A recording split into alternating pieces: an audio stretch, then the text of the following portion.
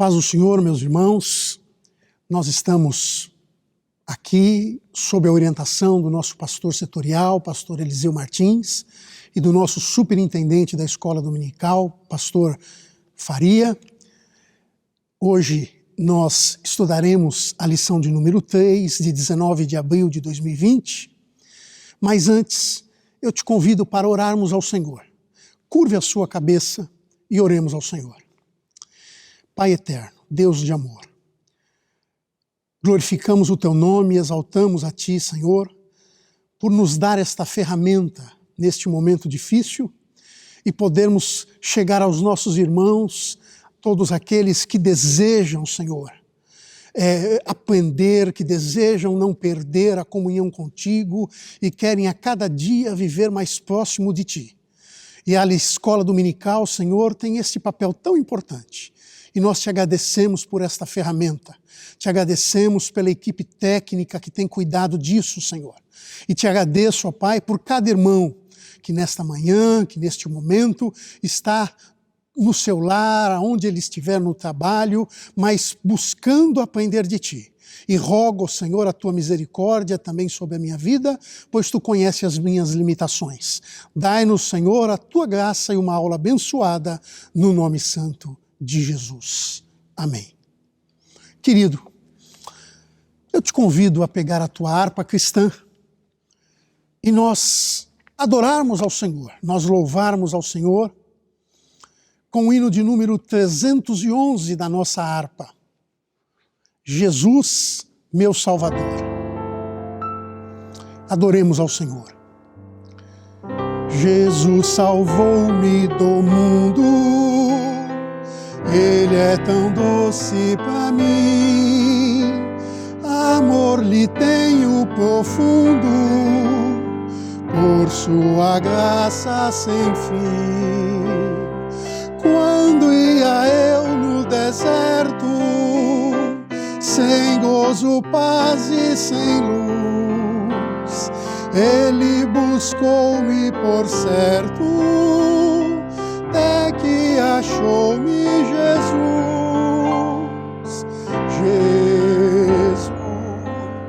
Jesus, Tu és meu Salvador. Jesus,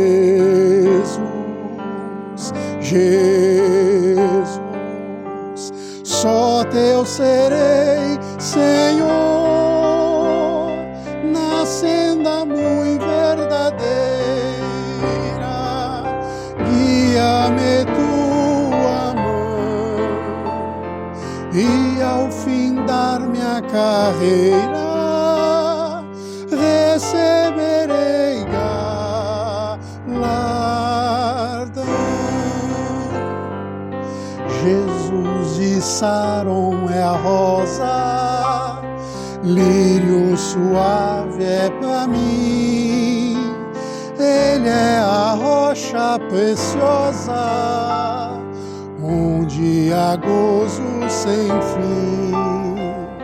É da manhã a estrela, na noite escura e sem luz, tenho doçura em vê-la, pois ela é meu Jesus. Jesus,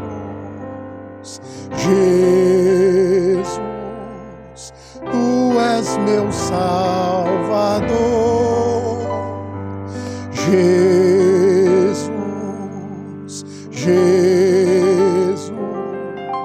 só Teu serei, Senhor, na senda muito verdadeira. Guia-me Tua mão e ao fim dar minha carreira receberei galardão.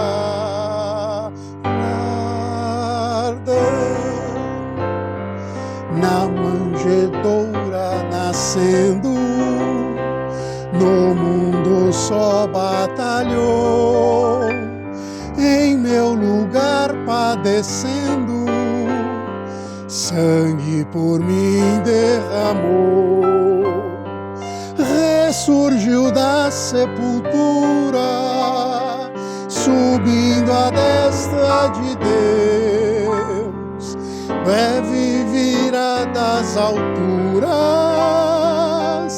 descendo em nuvens dos céus.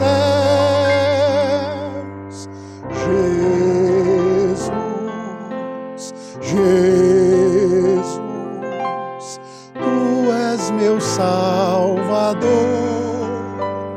Jesus,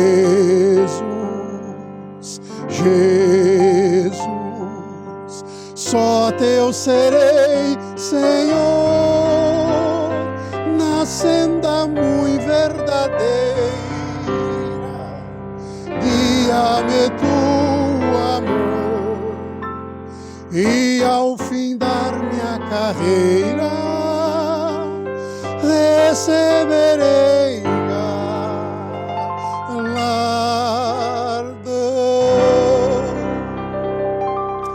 aleluia, glória seja dada ao nome do Senhor. Prezados irmãos, lição de número 3.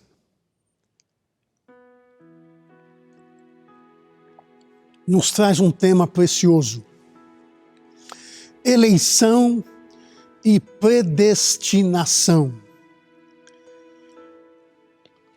O textuário está em Efésios. Nós estamos estudando a carta de Paulo aos Efésios. Semana passada, nós estudamos a sublimidade das bênçãos espirituais em Cristo. E hoje estaremos estudando eleição e predestinação, dia 19 de abril de 2020. Textuário: como também nos elegeu nele antes da fundação do mundo, para que fôssemos santos e irrepreensíveis diante dele em amor, e nos predestinou para filhos de adoção por Jesus Cristo, para si mesmo, segundo o beneplácito de sua vontade. Efésios, capítulo 1, versículos 4 e 5. Verdade prática: segundo a sua presciência, Deus elegeu e predestinou para a salvação os que creriam e perseverariam na fé em Cristo Jesus. Se você não tem a revista, abra sua Bíblia para fazermos a leitura bíblica em classe. Está no livro de Efésios, capítulo 1 ainda. Ainda estamos no capítulo 1, só que leremos do versículo 4 ao 12. Do versículo 4 ao 12. Efésios 1, 4 ao 12. Nos diz assim a palavra do Senhor: como também nos elegeu nele antes da fundação do mundo, para sermos santos e irrepreensíveis diante dele em amor, e nos predestinou para filhos de adoção por Jesus Cristo, para si mesmo, segundo o beneplácito de sua vontade, para louvor e glória da sua graça, pela qual nos fez agradáveis a si no amado, em quem temos a redenção pelo seu sangue, a remissão das ofensas, segundo as riquezas da sua graça, que ele tornou abundante para conosco em toda sabedoria e prudência, descobrindo-nos o mistério da sua vontade, segundo o seu beneplácito, que propusera em si mesmo, de tornar a congregar em Cristo todas as coisas, na dispensação da plenitude dos tempos, tanto as que estão nos céus, como as que estão na terra. Nele digo, em quem também fomos feitos herança, havendo sido predestinados conforme o propósito daquele que faz todas as coisas segundo o conselho da sua vontade, como o fim de sermos para louvor da sua glória, nós, os que primeiro esperamos em Cristo. Amém. Meus amados irmãos, nós temos como objetivo geral desta lição, informar que Deus soube de antemão, por meio de sua presciência, quais pessoas creriam e que em Cristo seriam predestinadas a receber bênçãos espirituais. Eu quero aqui já dizer que não é esse tema, eleição e predestinação, ele é um tema, eu não diria complexo, mas um tema que pode trazer alguma controvérsia. Então será necessário, nessa lição, uma atenção redobrada, tanto da minha parte, como da sua, que vai estar aí do outro lado. O objetivo geral, ele já traz uma palavra que nós não estamos muito habituados com ela, que é presciência. Eu fico feliz porque presciência é um atributo de Deus. Nós conhecemos muitos atributos de Deus. Eu quero falar aqui de 3 especificamente. A onipotência. Deus tem todo o poder, a Ele pertence todo o poder. A onipresença. Deus pode estar em todos os lugares ao mesmo tempo. A onisciência, que é a condição que Deus tem de saber todas as coisas. Mas a onisciência, ela está se referindo muito mais ao presente e ao passado. Não há nada escondido de Deus no passado e não há nada que Deus não esteja vendo nesse momento. O comentarista, ele nos acrescenta aqui, ele traz para o nosso estudo um 4º atributo para fazer conjunto com esses 3, que é a presciência. A presciência também é o saber todas as coisas, mas ela está apontando para o futuro. Presciência, ter conhecimento antes do que vai acontecer. Deus é presciente. Ele já era na criação, na fundação do mundo. É por isso que ele diz que nessa lição nós vamos informar que Deus já sabia, ele já tinha conhecimento em razão da sua presciência, em razão desse seu atributo, quais pessoas creriam, quem ia crer nele. E isso está falando até a plenitude dos tempos, está falando até a vinda de Jesus. E ele está dizendo que ele já sabia quais seriam essas pessoas, e essas pessoas que creriam nele, que creem nele, que já creram, que creem e que crerão nele, são pessoas predestinadas a receber bênçãos espirituais. Nós vamos tentar cumprir essa tarefa árdua pelo caminho que ele mesmo nos dá, que é esclarecer a diferença bíblica entre eleição e predestinação, explicar como ocorreu a eleição divina desde antes da fundação do mundo e constatar que a predestinação bíblica retrata as bênçãos concedidas aos eleitos. Eleição e predestinação, irmãos, são 2 termos muito importantes no estudo da doutrina da salvação. Salvação é uma doutrina e a eleição e a predestinação, elas são 2 termos muito importantes para o esclarecimento dessa doutrina, pois o plano divino de salvar os pecadores inclui essa eleição e essa predestinação. São termos, como eu já disse, trazem alguma controvérsia entre os teólogos. Por isso que é necessário nós estudarmos esses termos detidamente, com mais cuidado, com atenção, para não cometermos equívocos. Nessa lição, nós abordaremos os conceitos bíblicos desses dois termos, eleição e predestinação. Vamos estudar sobre o foco bíblico e vamos mostrar a posição pentecostal, a nossa posição referente a esses pontos. Nós somos pentecostais e temos uma posição firmada. A declaração de fé das Assembleias de Deus tem uma posição firmada. E nós cremos e mostraremos isso à luz da Bíblia Sagrada. Então vamos lá, que Deus nos ajude. O ponto primeiro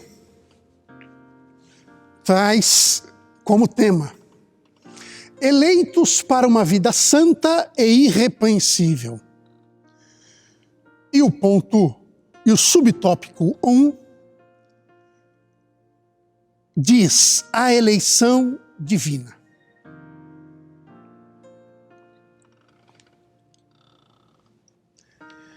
Na leitura que nós fizemos, na leitura bíblica em classe, Paulo faz uso dos dois termos. Ele diz, como também nos elegeu, e diz, e nos predestinou. Versículo 4 e 5 do capítulo 1. Aliás, o foco grande da nossa lição estará nesses dois versículos. Eu sei que eleição, todos nós sabemos, traz a ideia de escolha. Ela traz a ideia de escolher algo.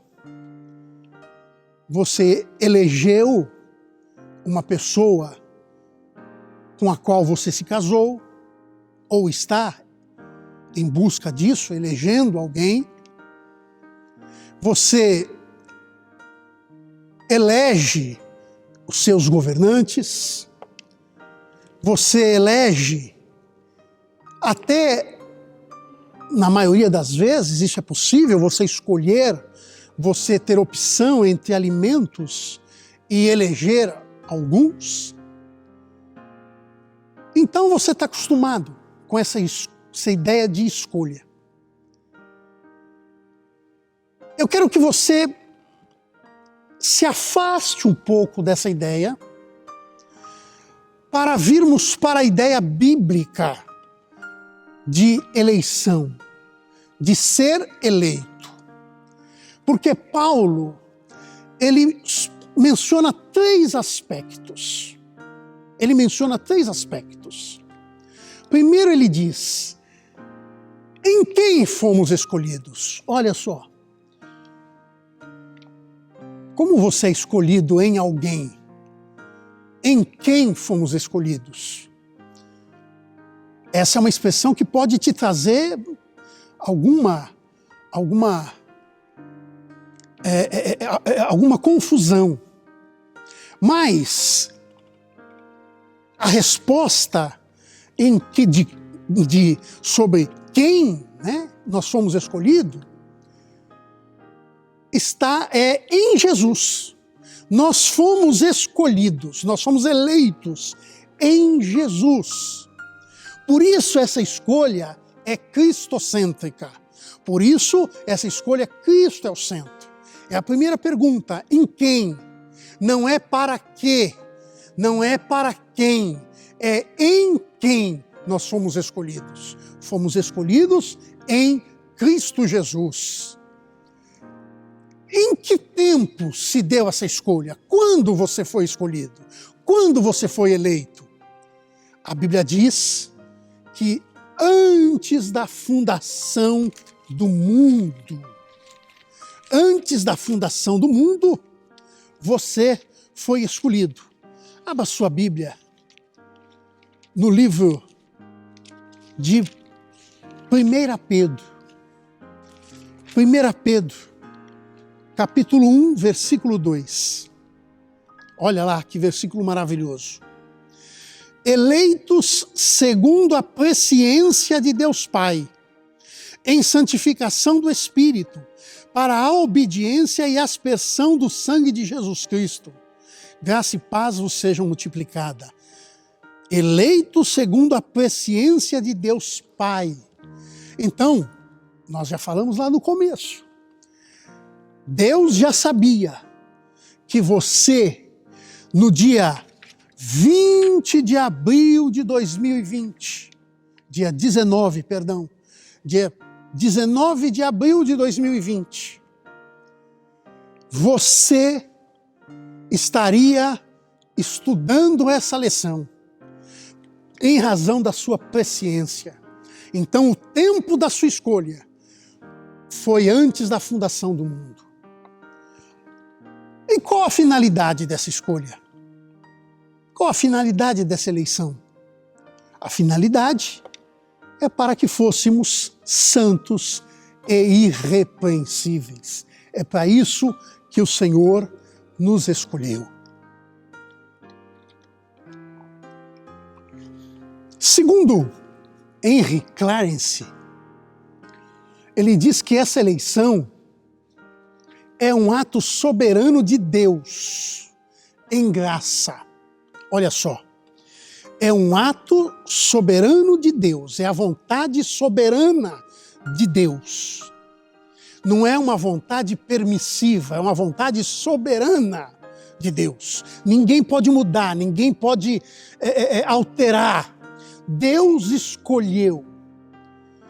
Por que ele fez essa escolha? Por que ele elegeu você, elegeu a mim? Porque ele não tem obrigação de escolher ninguém. Todos somos pecadores. Todos somos igualmente pecadores e o nosso salário seria a morte. Todos nós estávamos destituídos da graça de Deus. Por isso que a eleição, ela contempla aqueles que de antemão ele sabia que o aceitariam. É a presciência de Deus. A presciência de Deus já sabia e já sabe aqueles que o aceitarão. Então nós temos que entender que Deus sabia que nós o aceitaríamos. Por isso ele nos elegeu. Agora, essa eleição, irmãos, ela não é limitada, essa eleição, ela não é incondicional. Essa eleição tem uma condição. Porque ninguém é eleito sem estar unido a Cristo pela fé. Ninguém é eleito se não crer em Cristo como Salvador da sua alma. Ninguém é eleito se um dia não reconhecer o senhorio de Jesus sobre a sua vida. A eleição está aí, em reconhecer Jesus como a sua vida, como o Salvador da sua alma. E esse conceito, irmãos, esse conceito de eleição, ele se deu, ele foi ressaltado, ele foi trazido à discussão, porque o conceito está na Bíblia Sagrada, nos escritos de Paulo, nos ensinamentos de Jesus, né? Então, não é desse período, mas durante a Reforma Protestante, esse conceito foi defendido por um teólogo chamado Jacó Arminiano. Jacó Arminiano. Daí surgiu, e talvez você já tenha ouvido falar, no arminianismo. Arminianismo é a teoria, é o conceito teológico defendido por Jacó Arminiano. A nossa teologia, a teologia protestante, a teologia da Assembleia de Deus, ela é colocada firmemente ao lado da teoria defendida por Jacó Arminiano. Então, nós podemos dizer que nós somos arminianistas, porque nós reconhecemos na teoria de Arminiano as verdades bíblicas. A declaração de fé das Assembleias de Deus diz o seguinte, e eu vou pedir permissão a você para eu fazer essa leitura. Diz assim: Deus elegeu a igreja desde a eternidade, antes da fundação do mundo, segundo a sua presciência. O Senhor estabeleceu um plano de salvação para toda a humanidade, pois essa é sua vontade. Isso está escrito na declaração de fé das Assembleias de Deus. Esse enunciado, ele atesta algumas coisas. Primeiro, que a eleição é corporativa. Corporativa por quê? Porque a eleição em Cristo é coletiva. Ela não é só individual, ela não é você como indivíduo. Ela é de um povo. Que povo é esse? Na lição passada, nós falamos que o Senhor tinha um mistério, que era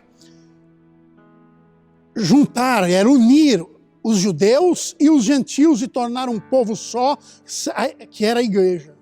Então, aqui a eleição em Cristo, ela é coletiva, porque ela é de um povo, ela é da igreja. Nós podemos ler, vamos ler Efésios. Nós já fizemos essa leitura, Efésios capítulo 1, versículo 4, o 5, o 7. O 7 diz: em quem temos a remissão pelo seu sangue, a remissão das ofensas segundo as riquezas da sua graça.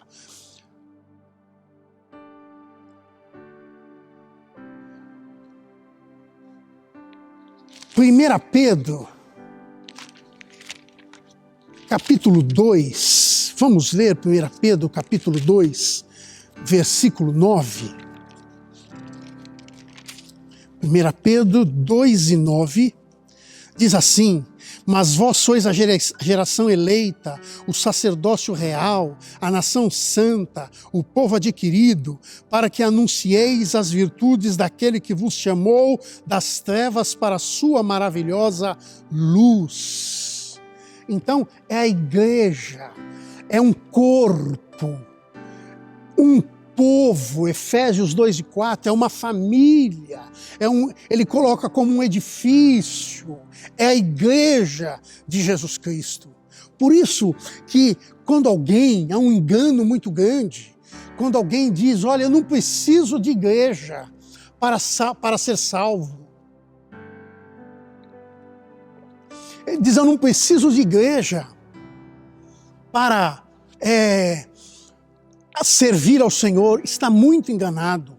Quando Jesus falou a Pedro sobre a igreja, ele disse a Pedro: olha, Pedro, sobre esta pedra edificarei a minha igreja e as portas do inferno não prevalecerão contra ela. E ele diz o seguinte: e tudo aquilo que estiver ligado na terra onde? Na igreja. Tudo aquilo que estiver ligado na terra será ligado no céu. E o que estiver desligado na terra, na igreja, será desligado no céu. Então nós precisamos sim da igreja. E essa eleição nossa é para fazermos parte deste corpo. Nós não podemos estar fora deste corpo. Não há vida fora do corpo. Não há vida fora desse mecanismo que o Senhor criou, que é a igreja eleita, que é a igreja que Ele elegeu. E Ele nos elegeu para fazer parte desta igreja. Agora, essa eleição, ela tem condições. Essa eleição tem condições. Não é uma eleição qualquer. Deus oferece a salvação para todos. O desejo dele é que todos fossem salvos. João 3,16 diz que ele enviou o seu filho, seu único filho, para que todo aquele que nele crê não pereça, mas tenha vida eterna. Para todo mundo. Agora, essa salvação se tornará realidade não para toda a humanidade. Por quê? Porque ela tem condições. Tem duas condições: arrependimento dos pecados e a fé em Cristo Jesus. Se arrepender e crer são as condições impostas pelo Senhor para a salvação. Efésios, capítulo 2, versículo 8 diz: porque pela graça sois salvos, por meio da fé, e isso não vem de vós, é dom de Deus. No capítulo 3, versículo 17 diz: para que Cristo habite pela fé no vosso coração, a fim de, estando arraigados e fundados em amor. Então essa salvação tem essa condição. A salvação não é por mérito, não é meritória. Ela não vem porque você é bonzinho ou porque você faz obras. Algumas pessoas fazem obras imaginando alcançar a salvação. Não, a salvação ela vem primeiro. Ela vem pelo arrependimento e pela fé. E esse arrependimento e essa fé é que vão gerar as obras. Muita gente, neste momento em que vivemos, ajudam pessoas necessitadas, e a igreja, nós também temos que fazer isso é muito importante, mas nós fazemos isso não para sermos salvos, nós fazemos isso porque somos salvos. Então, nós entendemos que nós fomos eleitos por iniciativa divina. Ele mandou o seu Filho para que ele derramasse o seu sangue, e nós tivéssemos condições de formar a igreja e de sermos eleitos. A declaração arminiana, lembra do arminianismo? De Jacó Arminiano? A declaração de Jacó Arminiano afirma que Jesus não morreu por alguns poucos. Jesus morreu por todos os homens. Jesus não morreu por um grupo seleto, um grupo selecionado. Ele morreu por todos os homens. Por que estamos dizendo isso? Porque, por outro lado, existe a doutrina calvinista. Também houve um homem, um teólogo chamado João Calvino, que ele discorda que Cristo morreu por todos. Ele diz que o sacrifício de Cristo foi somente por alguns. Na visão dele, o sacrifício de Cristo é limitado e incondicional. Quer dizer, limitado porque é apenas para alguns homens. E incondicional porque não tem condição, não precisa se arrepender e nem crer, já está salvo. Calvino, ele asseverou, ele afirmou que Deus elegeu uns para a salvação e elegeu outros para a perdição. É isso que a doutrina calvinista prega. Irmãos, não é o nosso objetivo aqui, não é o ataque a ninguém, mas a Bíblia apresenta cerca de 80 textos, 80 textos que comprovam, que apontam para a expiação, ou o sacrifício de Cristo ilimitado, quer dizer, para todos os homens. Você pode ler Isaías 53, 6, Mateus 11, 28 a 30, Mateus 18, 14, João 1 e 7, João 1 e 29, João 3, 16, João 6, 51, Romanos 3, 23, 24 e por aí afora. São cerca de 80 textos. Então nós temos duas teorias sobre a eleição. A de Jacó arminiano, o arminianismo e o calvinismo. A teoria de Calvino. Arminiano, Jesus morreu por todos e é necessário se arrepender e crer para ser salvo. Calvino, Jesus morreu por alguns, ou os outros todos se perderão. E não há necessidade de crer e não há necessidade de se arrepender. Agora, essa eleição, no subtópico 3, essa eleição, ela tem um sentido. Ela tem uma finalidade. A finalidade é para que nós sejamos santos e irrepreensíveis. Santos e irrepreensíveis. Rapidamente. Santo, separado do pecado. 1 Pedro, capítulo 1, versículo 15 e 16. Santo, separado do pecado. Irrepreensível. Qual é o significado de irrepreensível? Sem defeito. Inculpável. Filipenses 2 e 15. Esses dois termos, santo e irrepreensível, esses termos apontam para a santificação. E olha aqui que definição maravilhosa que o comentarista dá para a santificação. Ele diz que santificação é o mais alto padrão ético e moral de vida para agradar a Deus, que nos elegeu em Cristo. Olha só que lindo isso, eu vou repetir. Santificação é o mais alto padrão ético e moral de vida para agradar a Deus que nos elegeu em Cristo. E ele afirma, ele alicerça a sua declaração na carta de Efésios, capítulo 5, versículo 1 a 3.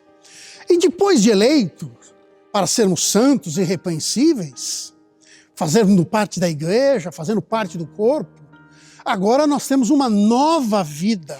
Os eleitos têm uma nova vida. Os cristãos, nós somos exortados quanto aos costumes, quanto ao trato passado, aquilo que nós éramos, a despojar-se do velho homem. Essa orientação aponta para a necessidade de uma radical transformação. Por quê? A finalidade é apresentar a Deus uma igreja gloriosa, sem mácula, sem ruga, mas santa e irrepreensível. E deixa eu te dizer, lendo tudo isso, falando sobre tudo isso, a gente fecha os olhos, se imagina nesse mundo, vê as dificuldades dessa vida e fala, como isso é possível? Como é possível ter uma vida santa e irrepreensível? Ele nos diz, irmãos, que lembra, na lição passada nós falamos de um penhor, de uma garantia que Jesus tinha deixado conosco para não nos deixar órfãos. Nós falamos do Espírito Santo. Agora ele garante que o Espírito Santo capacita o crente para esse novo estilo de vida. Opa, que expressão atual! Novo estilo de vida. é um novo estilo de vida. E ele cita Gálatas 5, 22 a 25, se não me falha a memória. Ele está falando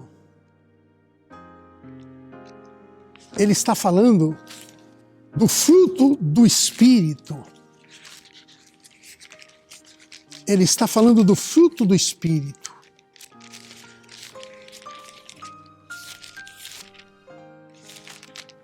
Se você tiver um minuto de paciência, eu acho Gálatas 5, 22 e 23. É isso mesmo. Mas o fruto do Espírito é caridade, gozo, paz, longanimidade, benignidade, bondade, fé, mansidão, temperança. Contra essas coisas não há lei. Se vivemos no Espírito, andemos também no Espírito. Fruto do Espírito. Posso fazer aqui, você me permite fazer aqui só entre parênteses, porque você me viu falar sobre fruto do Espírito e eu citei ali várias coisas, né? Fé, longanimidade, bondade, mansidão. E você pode dizer, não seriam frutos do Espírito? Não, é fruto do Espírito mesmo. Todas aquelas coisas, e se não me engano são 9, todas elas fazem parte de uma fruta só. Pensa numa mexerica, que você descasca e ela tem gomos. E você vai comendo, comendo aquela mexerica por gomos. Mas ela é uma fruta só. É a mesma coisa, o fruto do Espírito é uma coisa só, não pode faltar nada. Não adianta você ter benignidade e não ter fé.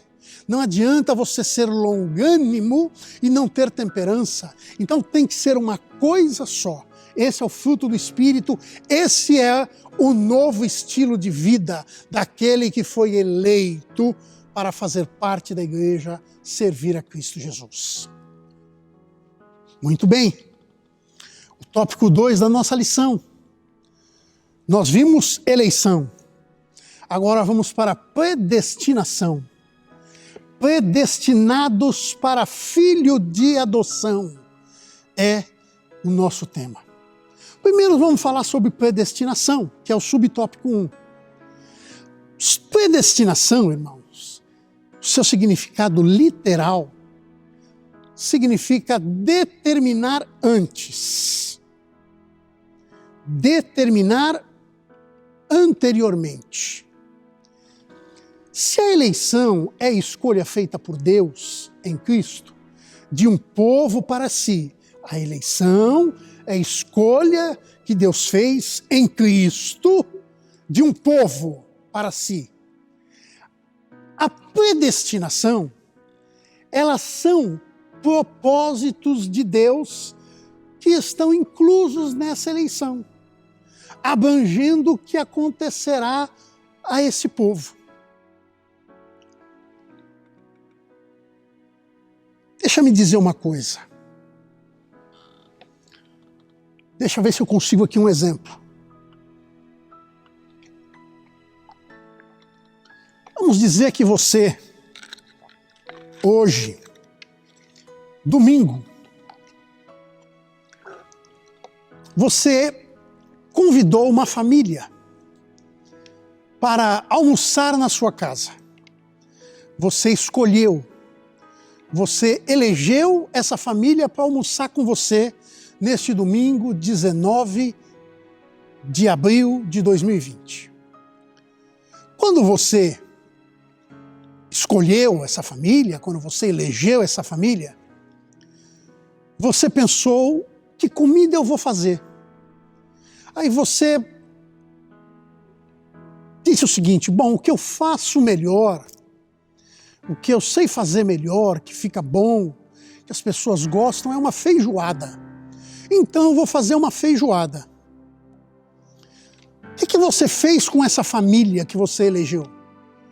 Você os predestinou a comer uma feijoada no dia 19. O que eu quero dizer é isso. que a predestinação bíblica nada mais é do que são os propósitos que Deus tem, que Deus já preparou para esse povo que Ele já elegeu, que Ele já escolheu. Acredito que agora ficou bem claro. Eleição e predestinação. Elas estão próximas, elas andam juntas, mas são coisas distintas. Predestinação, ainda, é o conhecimento prévio de Deus daqueles que, diante do chamamento do Evangelho, recebem a Cristo como Salvador e perseveram até o fim. Predestinação também tem esse foco. É importante nós reiterarmos, irmãos, que a predestinação não se refere à escolha de alguns para a salvação e outros para a perdição. Não é isso. Lembra da família que você convidou? Você não vai dizer assim, olha, a tua família está convidada para almoçar em casa, menos o teu filho mais velho, menos o teu filho, ou menos a tua esposa, ou então menos o teu esposo. É importante nós entendermos que predestinação não se refere à escolha de alguns para a salvação e outros para a perdição. João Calvino, ele tem uma obra, ele escreveu uma obra muito conhecida. E nessa obra ele afirma o seguinte, ele afirma claramente lá, que ele diz assim, palavras de Calvino, abre aspas, chamamos predestinação ao decreto eterno de Deus pelo qual determinou o que fazer com cada um dos homens, porque Ele não os cria com a mesma condição, mas antes ordena a uns para a vida eterna e a outros para a condenação perpétua. Reiteramos que a Bíblia somente se refere à predestinação em relação aos salvos em Cristo. Quando fala de predestinação na Bíblia, ela está falando exclusivamente em relação aos salvos, as bênçãos espirituais que esses salvos alcançarão. E uma dessas bênçãos é ser filho por adoção. A prática da adoção, irmãos, ela é conhecida no nosso meio jurídico. Tenho certeza que todos vocês sabem o que é adoção. Nosso país tem uma legislação bem contundente sobre a adoção, mas a verdade é que a prática da adoção não fazia parte do sistema jurídico, do sistema legal do judaico. Os judeus não tinham no seu diploma, nos seus diplomas jurídicos, nas suas leis, a adoção. Porém, a adoção era comum entre os romanos e era conhecida entre os gregos. Por isso que Paulo enfatiza que foi do agrado de Deus predestinar os eleitos a serem adotados como filhos, segundo o beneplácito da sua vontade. Beneplácito é a aprovação real, tá certo? Essa palavra tão bonita e difícil significa aprovação real. O apóstolo, ele enfatiza isso, que Deus se agradou de predestinar, quer dizer, de dizer, olha, quem aceitar a Jesus como Salvador, agora será adotado, será como filho adotado. Matthew Henry, nós estudamos muito os livros de Matthew Henry. Ele apresenta a compreensão de que sermos filho por adoção é uma das bênçãos que Deus nos predestinou. Por quê, irmãos? Porque ser adotado é uma bênção. Nós vivíamos errantes. Deixa eu te explicar. É politicamente incorreto, considerado politicamente incorreto, contrariar um vocábulo, um ditado popular que diz que todo mundo é filho de Deus. Mas essa não é a verdade, e nós sabemos. Todo mundo, todos nós, todo ser humano é criatura de Deus. Nós fomos criados por Deus. Para sermos filhos de Deus, a necessidade de crermos em Jesus Cristo como nosso Salvador e nos arrependermos dos nossos pecados. Então, nós não éramos filhos de Deus. Deus não era nosso pai, nós éramos criatura. A adoção como filho é uma das bênçãos às quais nós fomos predestinados por recebermos a Jesus como Salvador. Agora estamos reconciliados com Deus em Cristo Jesus. E agora somos seus filhos. Irmãos, quem é adotado tem privilégio. Na nossa legislação, ela evoluiu a um ponto de não haver mais diferença entre filho adotado e filho legítimo. Essa expressão nem existe mais. Todos são filhos em igualdade de direito. O filho recebe o nome do pai, tem direito aos bens do pai, ele tem direito, aos cuidados do pai. O pai assume, o pai quando adota, o pai e mãe, quando adotam uma criança, eles assumem a obrigação de cuidado com esse filho. Estudo, alimentação, vestimenta, educação ética, moral, cívica, o comportamento, criar esse filho de uma forma que seja aprovada pela sociedade.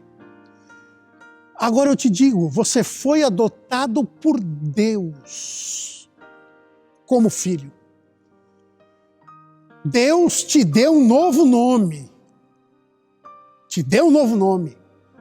Apocalipse 2:17 diz assim: quem tem ouvidos, ouça o que o Espírito diz às igrejas.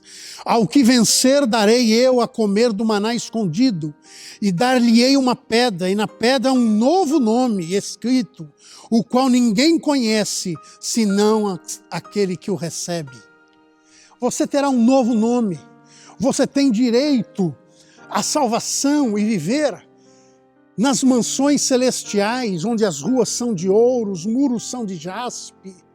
É lá que nós vamos viver, onde enterro não vai passar, onde lágrima não haverá. Então você recebe direito a tudo isso, porque é direito de filho. É direito de filho. E é lógico, se Deus nos predestinou às bênçãos de pertencer à sua família, nós vamos receber uma nova imagem, vamos ter direito às riquezas da glória da sua herança. Isso também é aqui na terra. Deus também supre as nossas necessidades enquanto aqui terrenas. Você que é pai, você que é mãe, você sabe da preocupação que você tem com seus filhos, independente da idade. E esse cuidado que você tem Isaías, Deus, falando através de Isaías, ele coloca o amor de uma mãe,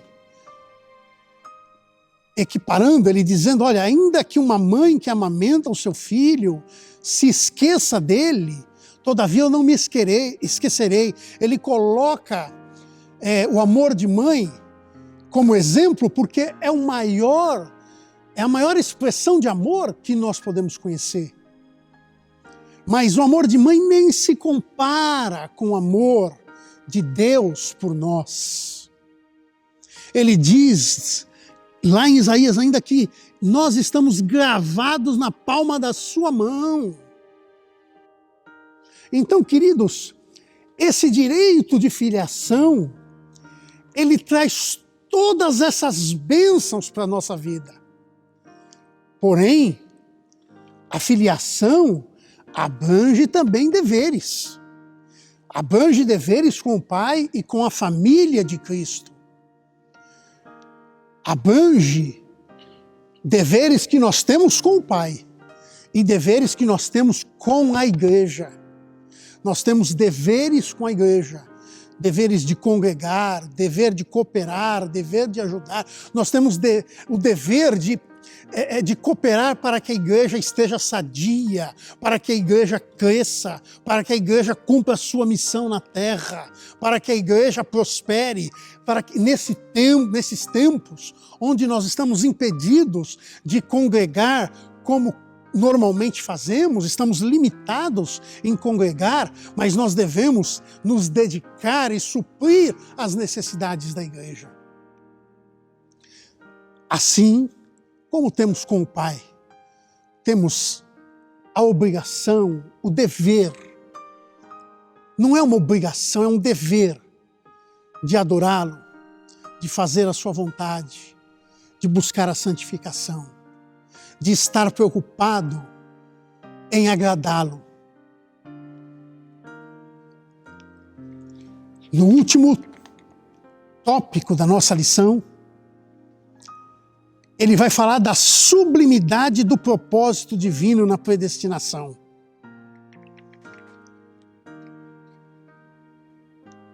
E o subtópico 1 fala sobre predestinação e salvação. O termo predestinação aparece 6 vezes no Novo Testamento. Eu posso citá-los aqui.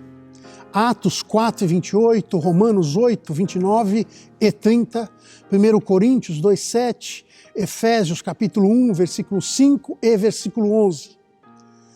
Em nenhuma dessas vezes, em nenhuma delas a expressão faz referência a pecadores sendo destinados à condenação eterna. Nenhuma delas. O desejo de Deus é que todos se arrependam e convertam-se dos seus maus caminhos. Atos, capítulo 17. Atos, capítulo 17, versículo 30. Diz assim: mas Deus, não tendo em conta os tempos da ignorância, anuncia agora a todos os homens, em todo lugar, que se arrependam. Todos os homens, todo o lugar.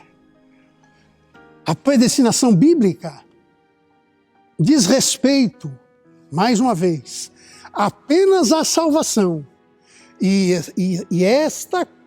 a salvação condicionada ao arrependimento e à fé em Cristo Jesus. Então, a salvação, a eleição, ela é condicionada.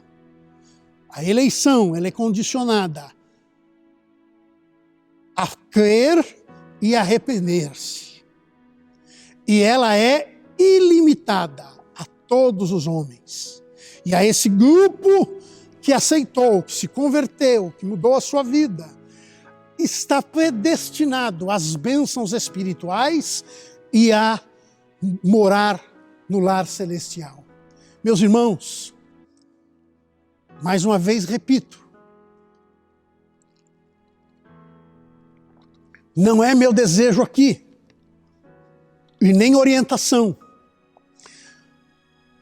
trazer crítica ou me contrapor teologicamente a alguém. Nosso desejo aqui é que nós aprendamos à luz da Bíblia Sagrada. E eu te pergunto, quero te deixar essa pergunta. Você entende que Deus seria justo? Deus seria um juiz justo se Ele condenasse o réu previamente? Se Ele julgasse com parcialidade, quer dizer, pelo mesmo erro, uns Ele absolvia e outros Ele condenasse? Porque todos os homens pecaram e destituídos estão da glória de Deus. Não, com certeza não. O desejo de Deus é que todos se salvem. E o último tópico da nossa lição: predestinação e o amor. Antes da criação de qualquer coisa,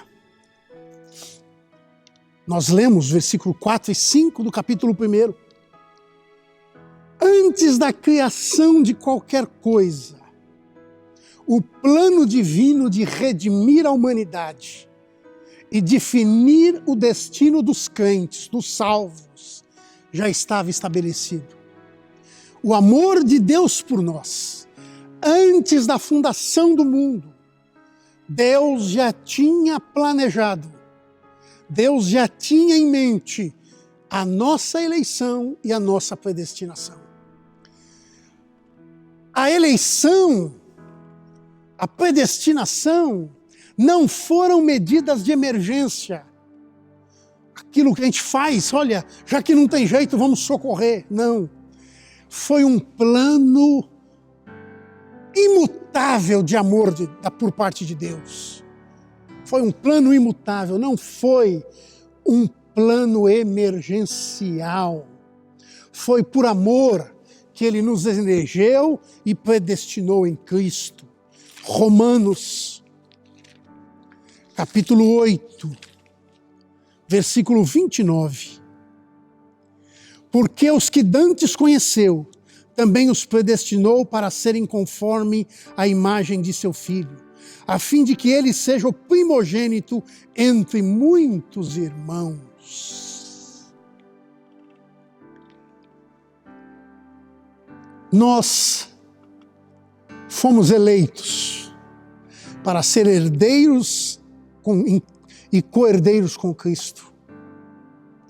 Agora, irmãos, a fé para crer, o uso do livre-arbítrio para atender ao chamado do Senhor, provém do amor de Deus. Nós tivemos fé para crer e usamos do nosso livre-arbítrio, da nossa liberdade de decisão, para atender ao chamado do Senhor. Tudo isso provém do amor de Deus. E para encerrarmos essa preciosa aula, que eu espero que tenha podido te esclarecer, eu quero ler João capítulo 12, versículo 32. Jesus disse assim: e eu, quando for levantado da terra, todos atrairei a mim. A vontade do Senhor é que todos sejam salvos. A vontade do nosso Deus é que nós possamos dar valor a essa eleição e essa predestinação. E eu peço a Deus que o Espírito Santo possa te esclarecer melhor e possa fazer isso a cada dia reviver no teu coração.